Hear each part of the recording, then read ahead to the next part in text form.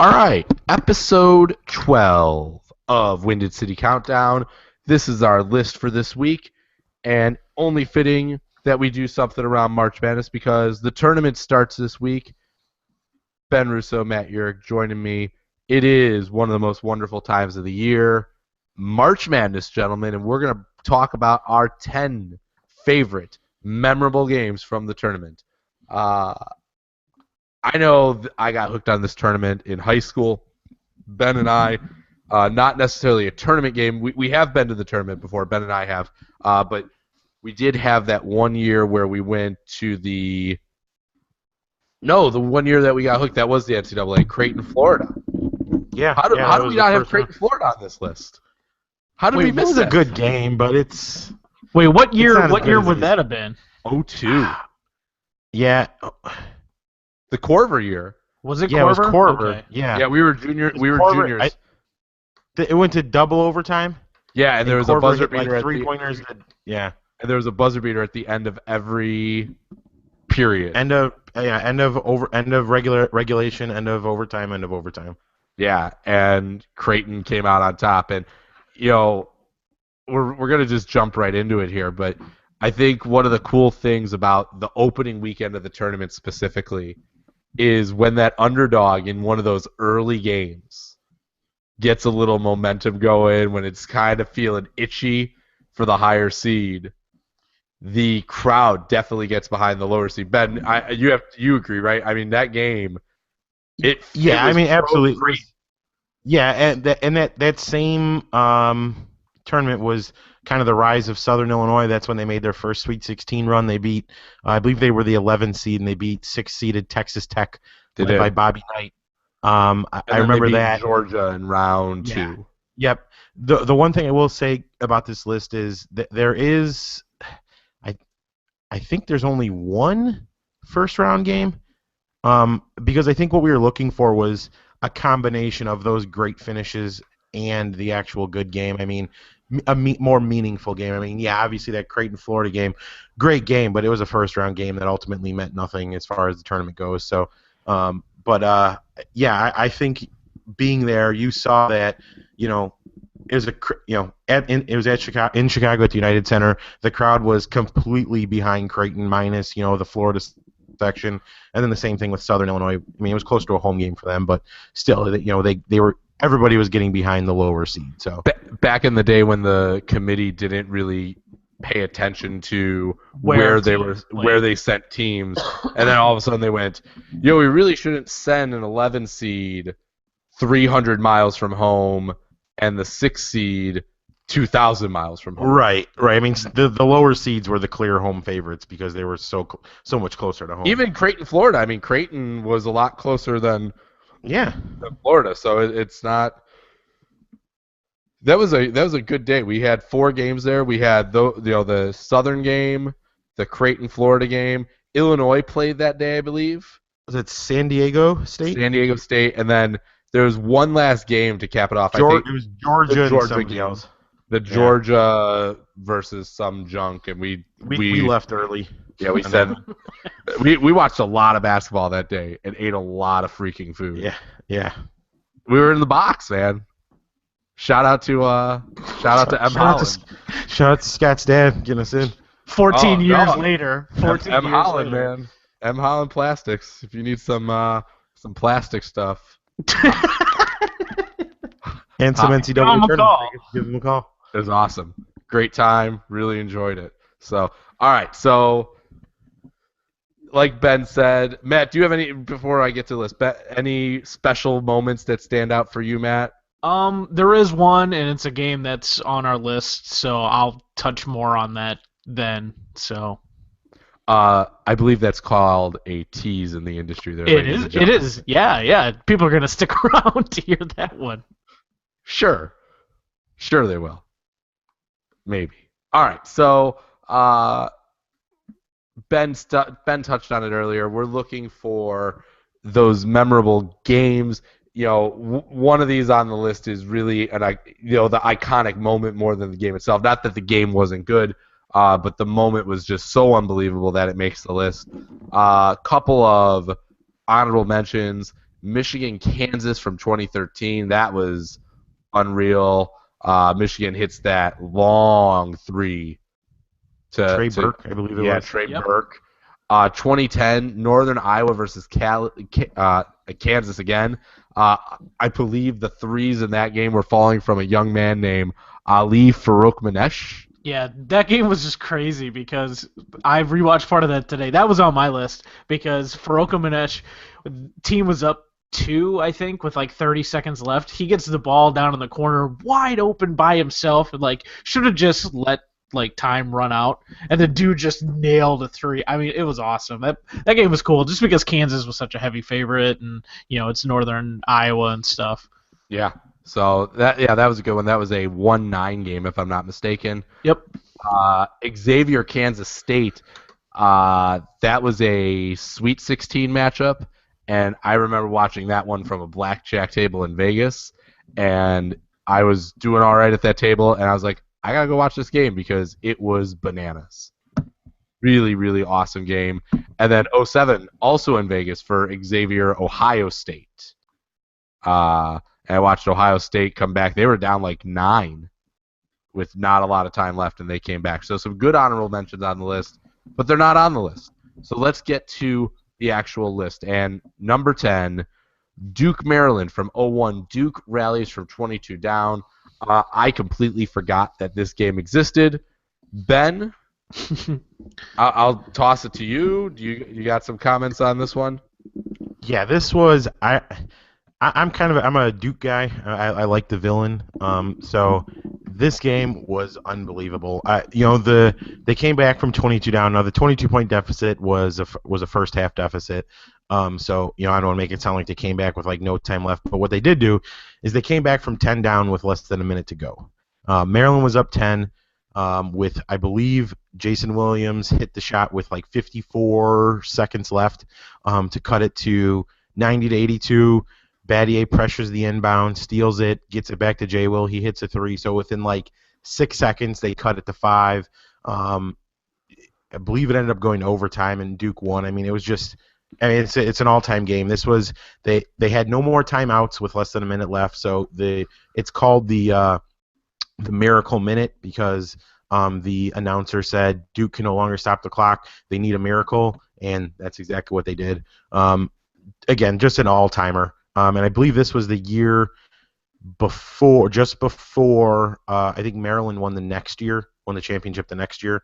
So again, just an all-timer for Duke, one of many for Duke. One thing that I did notice on our list is a lot of Duke, a lot of Kansas. So, but yeah, just an all-timer for Duke, obviously. Well, when you play in the big games, you're gonna make it to the big list, I guess, right? Can we call this the big list? Sure. Yeah, why not? It's our show. We can do whatever the hell we want. Yeah, Matt, talk more about this one being on the big list. This one, I'm actually mad now that after I rewatched part of this today that I didn't have it a little bit higher. Back when Jay Williams was still called Jason Williams. I love that he changed his name to Jay Williams so he wouldn't be confused with Jason Williams, the amazing white chocolate dribbler. Yeah, and then isn't there a Jason Williams that killed somebody that was in the NBA too? Yeah, the center for the New Jersey Nets. Yep. Yes, he was in the New Jersey Nets. Yep. But yeah, off of Ben's point, they scored. So Jay Will gets 5 points within like 6 seconds, and then Maryland goes down, misses 2 free throws, and then Jay Williams brings it down the court. Jay Williams scored all 10 of the points. Yeah, so. Yeah, he pops another 3 to get within 2. But yeah, then it was just a really, really like exciting game. The announcing on that game is great, like because nobody can believe. I think it's Vern Lundquist doing it, and it's amazing. And then the other thing I took away from it was 4 former Bulls on that Duke team. So you had Jay Will, Mike Dunleavy, Carlos Boozer, and Chris Duhon, all part of that team. So yeah, that's Duke went on to win the national championship that year too. Yeah, that's part of why it gets on the list, right? Without that moment, that's another missed opportunity for Duke. And I say missed opportunity for Duke, but I think any year that if you're Duke and you don't win the national championship, that's a missed opportunity. Especially in the early 2000s, the way that the way that Coach K, those rosters, I mean, that's crazy. Just those 4 former Bulls I listed, those were 4 really damn good college basketball players. Then you add in Shane Battier too. I mean, that's a really, really good team. All right, so there you go. Number 9, Butler Duke. The national title game from 2010. Gordon Hayward has a 45-footer to win it and doesn't win it. Just missed it, and that was sad. Sad for everybody. I think, even if you like Duke, I think everybody was hoping that Gordon Hayward shot would go in. Would you guys agree? No, I like Duke. I didn't want it to go in. Matt, But I did. Well, it was pure Cinderella. I'm an anti-Duker. I think everybody. I was a big North Carolina fan growing up. Don't know why, but yeah. So, but yeah, the interesting thing too is Hayward had a chance to go up to take the lead with like 20 seconds, or actually I think it was less than that, like less 7 than 10 seconds. Yeah, I'm watching it right now. yeah, because he drove to the lane and kind of had a little fadeaway jumper that, man, it looked good. And then Zubek went. He made a free throw and then missed one.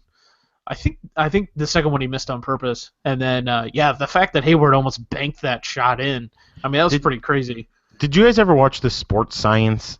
ESPN runs those sports science bits, and they did one on that shot. No. The guy who did it, it was literally, I think it was like an inch and a half to the left, I think, and it goes in, like based off of like where it hit, how far, speed. He did like all the measurements and everything. It was literally an inch and a half to the left, and that ball goes in. And again, you get, I'm not saying this is like NC State 1983 upset, but I mean this is Butler basketball possibly winning a national championship. It's right that there. kind of moment. So it was a memorable moment. I mean, Gordon Hayward, guy made a name for himself. I don't think anybody thought he'd even be half as decent as he is in the NBA, but I mean that was a good Butler team led by arguably now probably a top 3 or 4 NBA coach. I mean, just a great game. Yeah, awesome game. Matt, you're right. The free throw was missed intentionally, and then Hayward, was close on that 3. Just really too bad for Butler. But I will say, as far as Butler goes, that them going to back-to-back national title games is a mid-major.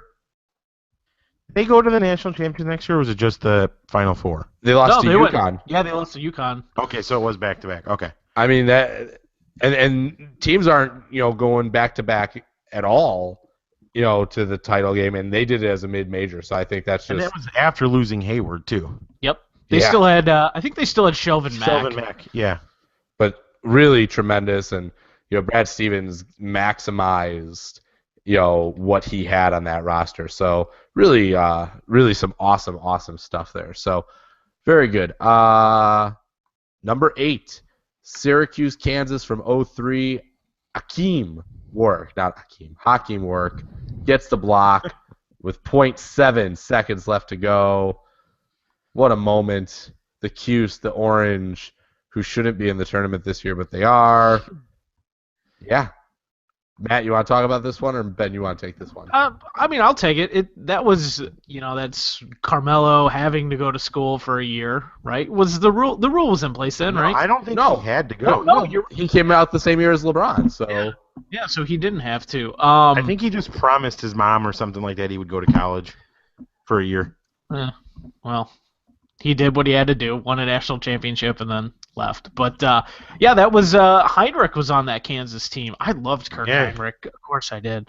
And Heinrich missed a 3.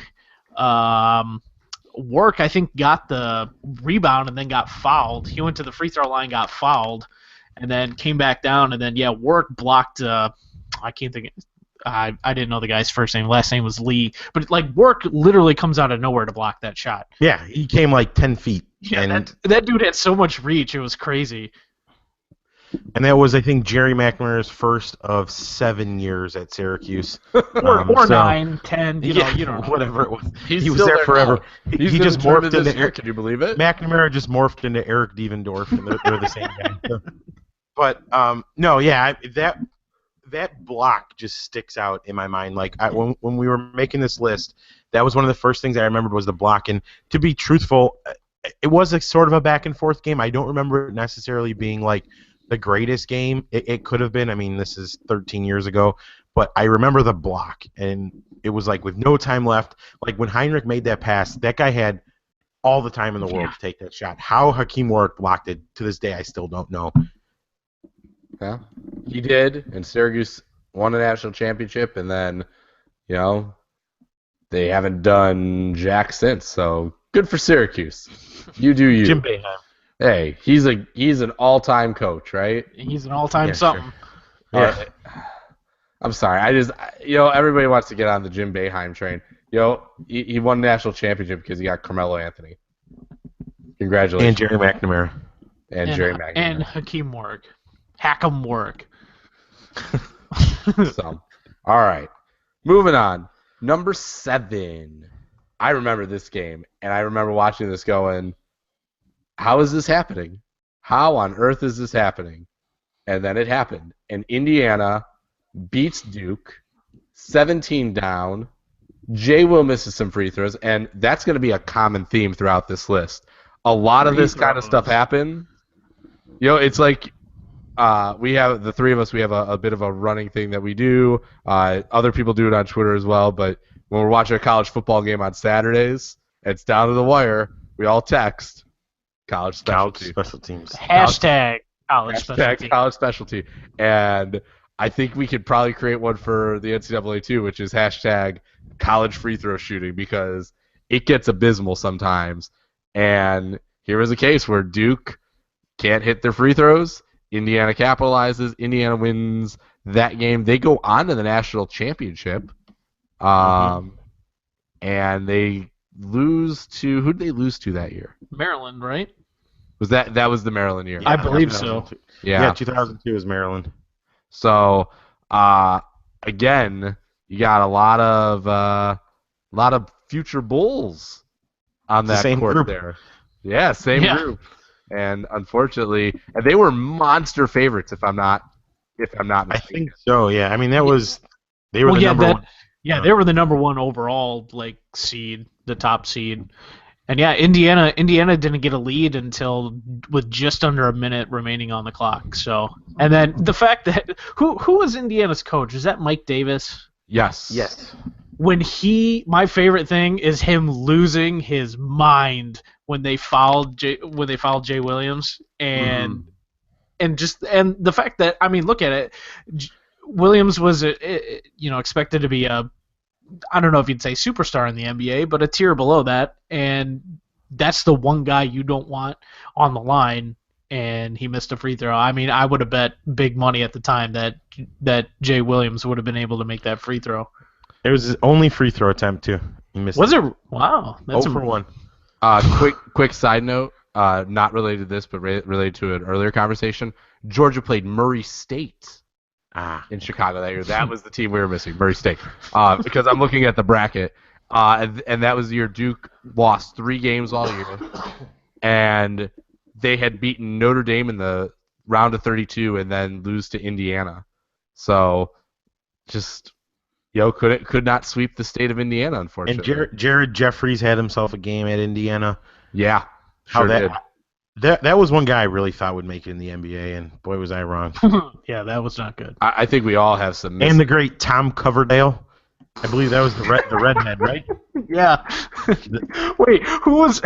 This is so off subject. Who was that guy from West Virginia that Scott absolutely loved? From West Virginia. Like Pittsnoggle or something like that. Oh, yeah. Pittsnoggle. I never liked him to be a pro. I just liked him as a college player. Like he was goofy motherfucker. He was Mr. McGrindy for sure, though. Wasn't there 2? There was him and there was there was another guy. Was he like the big man? I thought he was the big man. Because then they also had a guard. Damn it! Now, all right, we got to keep on, but I'll look up who the other guy was. Kevin Pittsnoggle, who, by the way, played for the Pittsburgh Explosion of the CBA, the Austin Toros, and the Albuquerque Thunderbirds. of the NBA D League. Perfect. So, there you go. Oof, Sounds about right. that's bad. That's some bad stuff right there. And you know what? They gloss right over it in the West Virginia basketball Wikipedia page. They have the 2001 to 2005 senior class, and then the '07 NIT championship team. And So- the other guy on that team was Mike Gansey. That's the guy I was God, thinking these of. guys. All right, Yeah. let's get back on track here. Anything else with that Indiana Duke game? Nah, No, No, really. just a tremendous one of many tremendous Duke collapses along the way. Yeah. All right, so next one. This was my number one, I believe, right? If I'm not mistaken. Gonzaga, UCLA, 06. And I know this probably isn't the best game, but Gus Johnson Oh man, makes he this is so good on that. Yeah. Heartbreak City. Adam Morrison, is this it? Oh. Because you get the random. Gus is so good at just the like just grunts, screams, yells, shouts. Like those are like the final minute of that game. My God, you'd think Gus Johnson was getting stabbed, but it's with the catch! yeah, but it is so good. I love that guy. He's great. Yeah, I really ashamed that they don't have him doing the tournament anymore because, reasons I'm sure. But yeah, that game had everything, and it had Adam Morrison's terrible mustache. It had Michael Jordan somewhere watching that going, that guy. I is the need number- him. Yeah, I need him as the number 3 pick in the draft. It had Adam Morrison on the ground crying. It had a UCLA team that they ended up going on to play for the title that year Mhm. and losing to Florida. So, this ended up being a big game for them.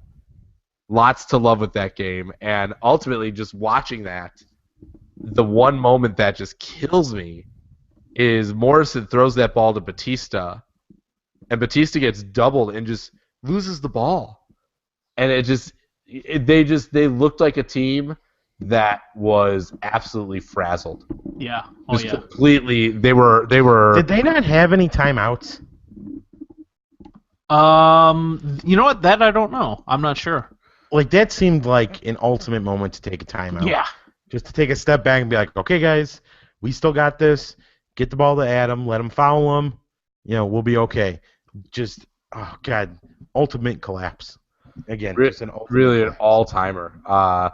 And Gus Johnson really makes the call there for me. I love. Oh, it's amazing.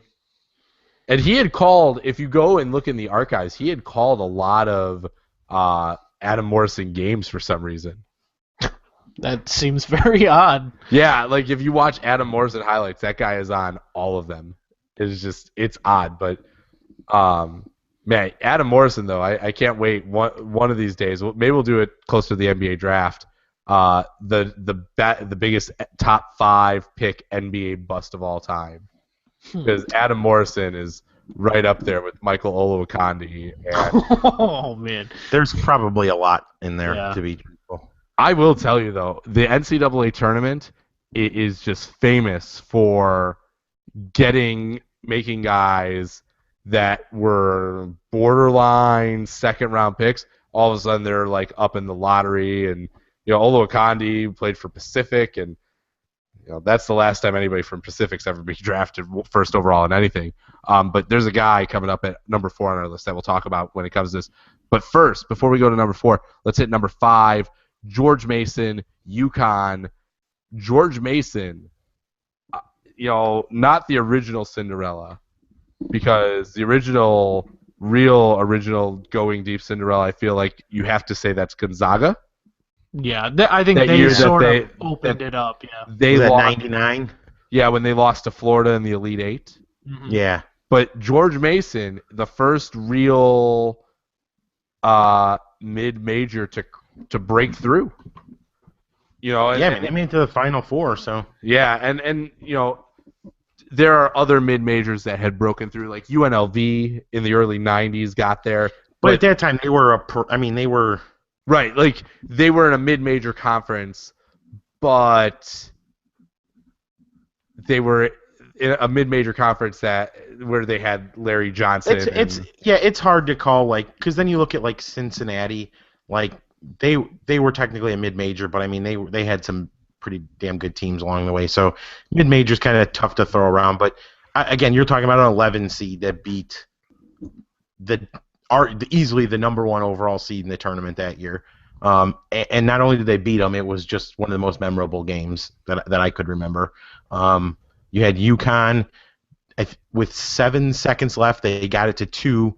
George Mason had the ball. They fouled, missed it, ran down, had that I don't even know how the hell the ball went in, but the guy ran underneath and threw it. It bounced off the backboard, off the front of the rim, off the side of the rim, and then went in to force overtime. And then George Mason just took over. I think UConn had a shot at the end, but yeah, because George Mason went to the free throw line again, and they missed both of their free throws with 6 seconds left, and then UConn just brought it down. They just couldn't. And one of my favorite names ever, Denham Brown. That dude on UConn, man, because he hit the layup to take the game in overtime, and he's the one who took the 3 at the end of the game too. But yeah, that was just an all-timer, one of those, it's pure Cinderella. I mean, everybody fell in love with that George Mason team that year, because they went to the Elite Final Eight. Four. To the Final yeah. Four. Yeah. And who did they lose to? Florida. Florida. So looking at this, they really would have just done a number on the whole college landscape, because they beat Michigan State, a perennial power, North Carolina, a power, Wichita State, who got there by beating Seton Hall and Tennessee. They beat UConn. If they'd beaten Florida and then won the national championship, they would have had to beat UCLA.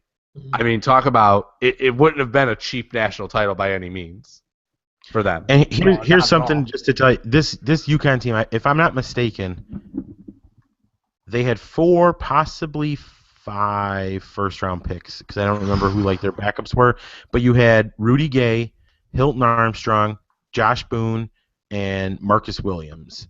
I believe were all first-round picks, and they lost to George Mason. It makes you laugh just thinking about it. You know what though? You look at this though. UConn struggled their way through this tournament, and I remember they were in the first game they played Albany in that 116 game, and it wasn't until 10 minutes left in the second half that they actually took the lead or something against Albany, if I'm not mistaken. So didn't they thrash somebody just before George Mason? No, they beat Albany by 13, Kentucky by 4, Washington by 6. Okay.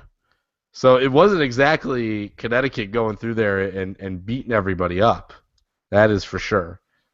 Also, little fun fact there, George Mason, the only low seed to make it out of the first round in that bracket. Yeah, it was 1-8. Oh. Yeah, 1-8, 4-5, 2-7, 3-11. And it wasn't as though there were a lot of low seeds that year. UW Milwaukee, Montana, Alabama, Bradley. Oh, that was the year that Bradley made it to the Sweet 16. Ooh. What a terrible year. Do they have Patrick O'Brien on that Bradley team? They end up losing to Memphis in the Sweet 16, and then Memphis lost to UCLA 50-45. What a good game. You look back at some of these tournaments, man. These are awful. You have the Northwestern State game happen that year. I'm pretty sure my boy Pitsnoggle was doing some work in that tournament. They lost to Texas in the Sweet 16 by 3. LSU makes it to the Final Four in this one. So that's is that the Ty Thomas or is that the Big Baby year? Well, they were there together, so. Yeah, so that was both. Whew. 2006. All right, so just to recap, our top 6: George Mason and UConn at 5, Gonzaga, UCLA 6, Indiana Duke from 02 at 7, Syracuse, Kansas from 03 at 8, Butler Duke National Championship game at 9, and Duke Maryland at 10. I'm gonna say something though. I was just looking at a video for that one. I don't think that was the NCAA tournament. I think we flubbed our number 10. It was a good game. Who cares? It really was. But I looked at the game. I'm like, why is this at Maryland? Oh, it's at Maryland because this isn't an NCAA tournament game, but still an awesome game. So it was so awesome that a January game got into our March list. So look at But you that. don't tell people that. Nobody would have known. We have integrity. I love the upward All inflection. right, so on the that. new number 10, Xavier, Ohio State from 2007 bumps in. All right. All Moving right. on. Great game. Saw that in Vegas. All right. Number 4. So just a minute ago, we were talking about how some players get made That in the wasn't- NCAA tournament. That was the NCAA tournament, by the way. The minute? Yeah, I'm telling you, I just looked it up. It was right here on Wikipedia, March 31st, 2001. You're an ass, Scott. I knew it. I knew I was right. did it really get played then in Maryland though? No, it was played in Minneapolis. That was at the Final Four. That's what it says. I'm telling you though, I'm watching the Duke versus Maryland video right now, and it's on ESPN, which ESPN doesn't carry the NCAA tournament, and it's on Maryland's court. I don't know what to tell you. But I think you might be right. Well, they also played in the NCAA tournament, though. Right, so it's fine. Whatever, it doesn't matter. We're past it. We have admitted our integrity here today by. Oh yeah, Scott was right. I'm sorry. That's. Well, they did have a good tournament game that year because they played a 1 and 3 seed. It's all right. We're Whatever. all at fault here. We should have realized it. But I'm watching this video going, no, they did not play. This isn't women's basketball. They don't play tournament games at home sites. They just don't do that. All right, back to the list. So we're talking about players getting made in the tournament and then becoming lottery picks. We just talked about one Patrick O'Brien of Bradley, who that guy was terrible, but he became a lottery pick because of that tournament. Chris Kaman, who had a couple of good years, again, same thing, became a lottery pick. But I always think of this guy specifically when I think guys that became a lottery pick, and that is one Bryce Drew. Bryce Drew has one shot on his record of all time, and not that he didn't play well the rest of the time at Valparaiso, but I'll never forget the press conference where Homer Drew, we call the play Pacer. We call it Pacer. And it was awesome. So let's talk about the awesomeness and I mean, is this the most iconic buzzer beater in NCAA history? I would say in my. Well, no, I can't say iconic because there's one that's way more iconic. But Yeah. but when you think of mid majors beating, Just so you guys know, that 22-point comeback was the March 31st game. Duke 95, Maryland 84. but then it's not the Miracle Minute. Yeah, it's not. You're mixing the two up. So they did have a 21-point comeback. That's the game in the tournament. But the Miracle Minute is something else. Yeah, I mixed up the Miracle Minute, but it was the 22-point comeback. Okay, good. So our list is valid again. Xavier at Ohio State, fuck you. You're off the list. Back to honorable mention. All right. So, but anyways, this is the shot I think of though when I think of the little school beating the big school, and so we're talking about Valparaiso over Ole Miss in the 1998 NCAA tournament. Bryce Drew at the winner. Ben, what feelings does this give you in your belly when you think about this game? No, this, again, was one of the first ones that popped in just because, like you said, we followed this for a long time, like I'm sure a lot of people did, but this was like the first, like, I can remember this upset. So I still remember the shot. You know, I could picture everything. Just remember happening. I mean, it was a school close to our home, not too far away, so kind of a little bit related. But again, just this is just the one that sticks out at me. Like you think buzzer beaters, you think David versus Goliath. This is the game that I always think of. Just the miracle shot, the team that had no business winning that pulls it off on just a miraculous shot, really. And what's great is I did bring up another game in our text conversation, I brought up that Davidson Kansas game, and at first glance I was like, man, we missed putting this one on the list because it was a really good game, and I rewatched the end of that game again today, and I was like, man, that really was good. But you brought up a great point, like, first off, if Steph Curry doesn't become what he is in the pros, we may never remember that game. And the fact that Davidson loses, they don't hit a shot at the buzzer. What does Bryce Drew and Valpo have going for it? They ran that the buzzer. And big thing for me watching that today was Valparaiso didn't call timeout. Yeah, they just went with because they had what one or two left, I think. 1.9 or 2.9 seconds left. Yeah. And yeah, they were just like, all right, let's run our play, and they did. I just love the casual flip by the guy just to Drew, because there's the inbound and then that guy flips it to Bryce Drew, and it was just so perfectly orchestrated. Plus, I'm such a sucker for the father-son connection thing, and with Homer Drew coaching and his son hitting a game-winning 3 in the NCAA tournament. This is why you still live in your parents' basement, isn't it? Yep, exactly. And because that's what I do. I go outside, I shoot jumpers, and then if I make them, me and my dad hug. It's awesome. Well, we don't have a hoop anymore. That was his way of trying to get me to leave. and yet you're still there. Yeah, in the basement. Yeah. It's okay, Matt. One day you'll get out of there. Yeah, one day I'll be a real boy. For sure. But yeah, good game. But I will say, as good as that is, these next three, these are the big boys of this list. You look at 4 through 10, and I think you could really mix those up a lot of ways. But yeah, I think there's definitely a lot of interchangeable games there. Yeah, 1, 2, 3 is really where it's at. And let's hit number 3 and we've left a lot of time here on the clock, so that's good because these three deserve our time and attention. Kansas, Memphis, the 2008 national title game. You want to talk about not hitting your free throws. Oh. It is a standard John Calipari team MO to not hit your damn free throws. And Derrick Rose, they're up 2. He's going to the line for 2. And lo and behold, he misses his first. Makes the second. Chalmers comes down and hits a really underrated 3. Would you agree? That's like a ballsy ass move too. Just a pop up 3 like that. He went for it, man. That was a tough shot, and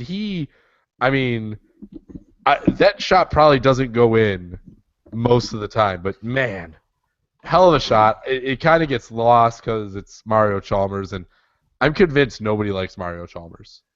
Yeah, that's true. Because even LeBron, except at Kansas. Yeah, only Kansas. Well, yeah, he's a hero there. Bill Self probably likes him. Yeah.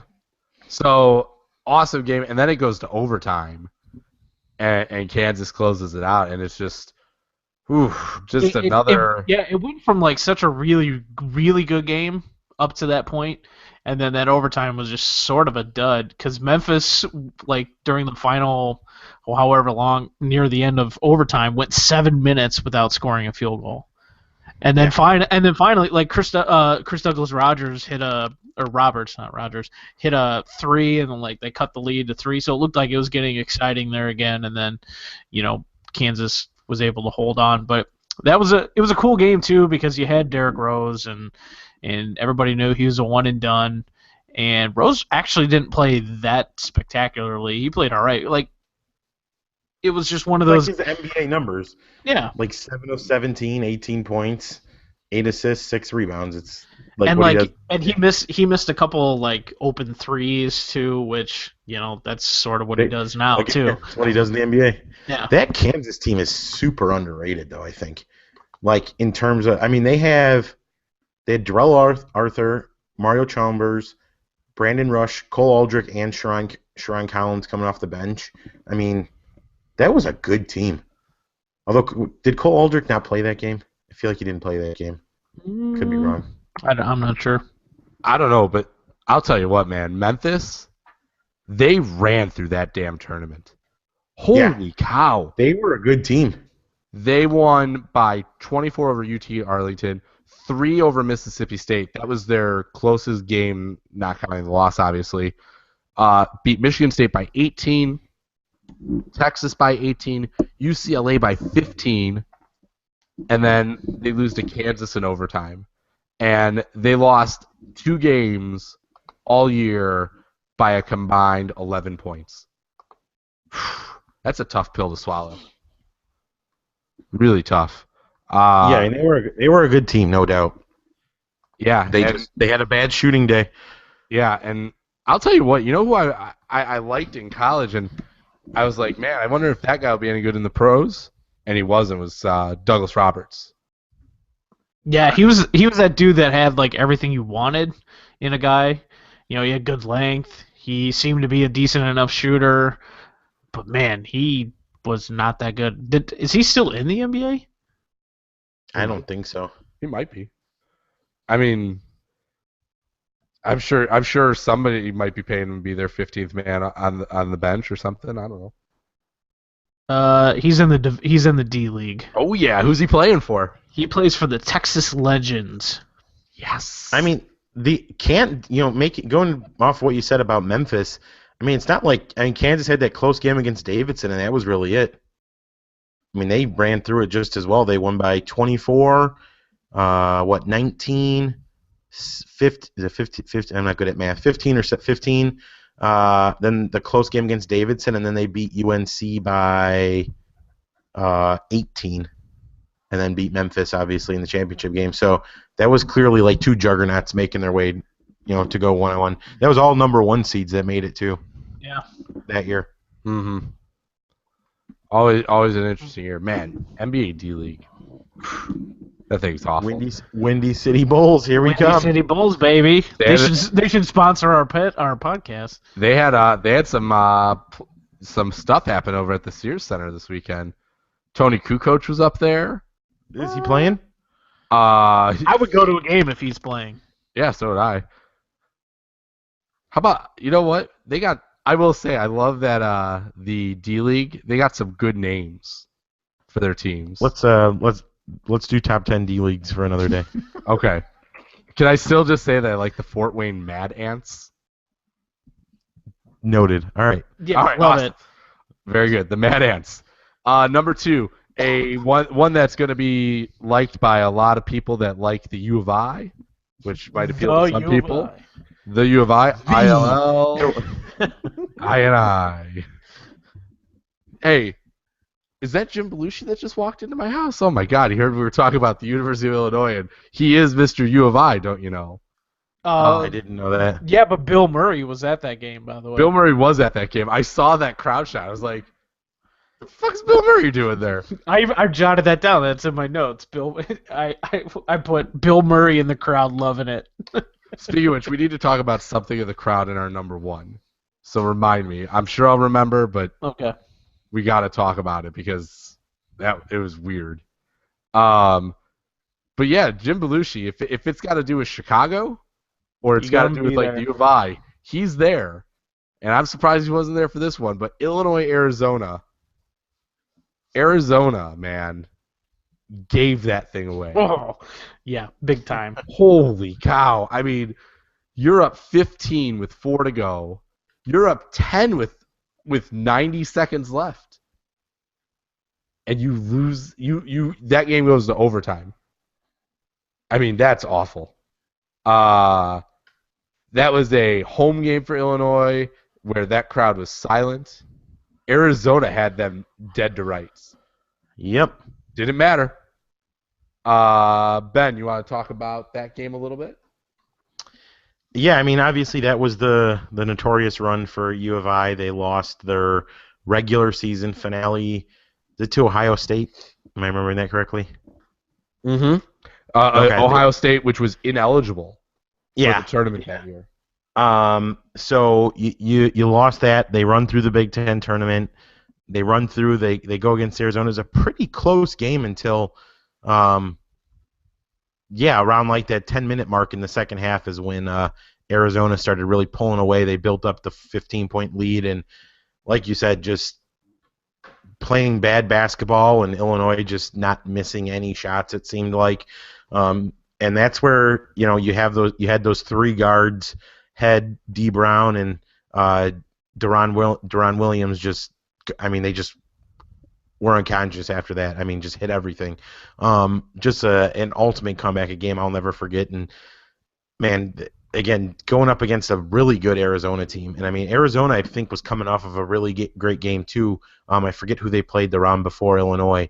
But, again, they had Illinois shook. I mean, you saw that bench, just everybody with their head down like, oh, my God, I can't believe this is over. I mean, this was, if it wasn't for North Carolina, would have already, I mean, they had to. I don't remember off the top of my head if they were the favorites going into the tournament. I mean, they had to be the number one overall seed. So, but just an unbelievable game, unbelievable finish. Again, I remember watching it live. I remember watching so many games that year, just thinking, "Wow, we're going to see a national championship at University of Illinois." And then, obviously, the UNC game's a different story, but just an all-time finish. This was my number one. I remember it like it was yesterday. Very good, Matt. Anything you want to add from Illini country? Yeah, this is hands down one of my favorite sports moments in my life. It was such an unbelievable. After rewatching the final couple of minutes today, I had goosebumps rewatching it because I remember that moment when Darren Williams hit that three and losing my mind. I was fully engaged with that team. I thought I was a North Carolina fan growing up. I don't know, because they were good. U of I sucked, but U of I's always been like that, my basketball team, whatever you want to say. And that team was just so fun. Luther Head and D. Brown, Darren Williams, James Augustine. The team was just really fun to watch, and it's one of those moments to me that I remember that game so vividly. I remember where I was. I remember that moment Williams hit that three. It was nuts. Such a fun game, and that game was played at DePaul too, which was the chants of ILLINI in that place were just deafening even on TV. I couldn't imagine what it was like there. Mm-hmm. I remember I shut the game off, and my dad, he was like, "Hey, I think Illinois is going to come back." I'm like, "No, they're not. They were down like a bunch." And my dad's like, "No, really, like we should turn this on." And so I had it on when it was like a 5-point game, and could not believe that it had actually happened. And then went back and watched the highlights later. So and it takes a lot for me to leave a game for dead, and there was really no reason to think otherwise. Like, I don't think anybody. I don't blame anybody who would have said, "Yeah, we're leaving this game. This is bad and over." Yeah, and that U of I team never really experienced anything like that up to that point either all year. So you didn't know if they could battle back from that adversity. No, they did. Arizona, going back the previous round, so 2 days before that, they beat Oklahoma State 79-78. That was a really good game too. Arguably could have made the list, but good stuff. All right, and then number one, it's the game. It's the shot. The shot, the everything. Christian Laettner hits the buzzer beater for Kentucky, or for Duke over Kentucky 92 in overtime to go to the Final Four. What a freaking shot. Couple of things watching the video. Number one, why they're not guarding Grant Hill on the inbound to this day bothers me. Number two, what the fuck was up with Christian Laettner's mom? Did that bother either of you as you watched this game again today? Well, now I gotta look it up. Dude, just weird looking. Seriously, just what if his mom listens to this podcast? Oh man, I just saw a picture. All right. Yeah, I get it. I get it. One of these pictures, she's wearing a neck brace. Yeah, and some bad glasses, and has a bad perm. Like, my God, and they kept showing her. I'm like, don't show her. Just stop that right now. That was the style back then, though. Glasses, perms, neck braces. Yeah. Yo, where'd you get your neck brace? Nordstrom's. Yeah. Oh my God. The shot by Kentucky, Woods, I believe it was, where he just throws up the prayer. Yeah. Was Jamal Mashburn on that team, on that He Kentucky was. team? He Okay. was. They kept showing him. He fouled out. Did he foul out of that game? Is that why they kept showing him? But not on the I court? don't know. Yeah, I can't remember. Yeah, I'm not sure. That Duke team was awesome, man. Unbelievable. And then, as I told you earlier today, Scott, I mean, even watching a million documentaries on that game, it wasn't until today that I realized Leitner did not miss a shot. 10 for 10 from the field, 10 for 10 from the free throw stripe, 31 points. And his ninth shot was impressive. Yeah. That ninth shot where he just, like, he leans in, you're like, oh, that's an ugly shot, and it goes in. You're like, talk about a day where that guy had it. Yeah. Straight up had it that day. And also, the Leitner 30 for 30. I hate Christian Leitner. Yeah. So good. So good. One of my favorite, because, you know, if you really think about it, we were still fairly young. I mean, I obviously, and I'm sure you guys don't remember this actually happening, like, in the moment, you know, watching it or anything like that. No, it's just an all-time moment. But yeah, it's a moment we couldn't keep off this list because I think this is hands down the most iconic moment in the NCAA tournament. Yeah, I would agree. If the only one I could think of that is matchable would be the North Carolina State Houston. Yeah, and with Valvano. Yeah, that would be the only one, because I mean, I could still see how that, you know, the shot from deep and then just the put in and Valvano's run on the court, and that North Carolina State team had no business being there, and Houston was stacked, and yep. But yeah, this is just like you said. This, you know, when you think NCAA tournament, when they run like commercials for the NCAA tournament, like that's the play that they show is the 70-foot heave from Grant Hill to Christian Leitner, and I mean, what a pass, by the way. I mean, obviously, like Scott said, he wasn't being guarded, which I don't understand either. I mean, that had to be in the perfect spot. But yeah, that's like a quarterback chucking that ball down there. That was such a great throw.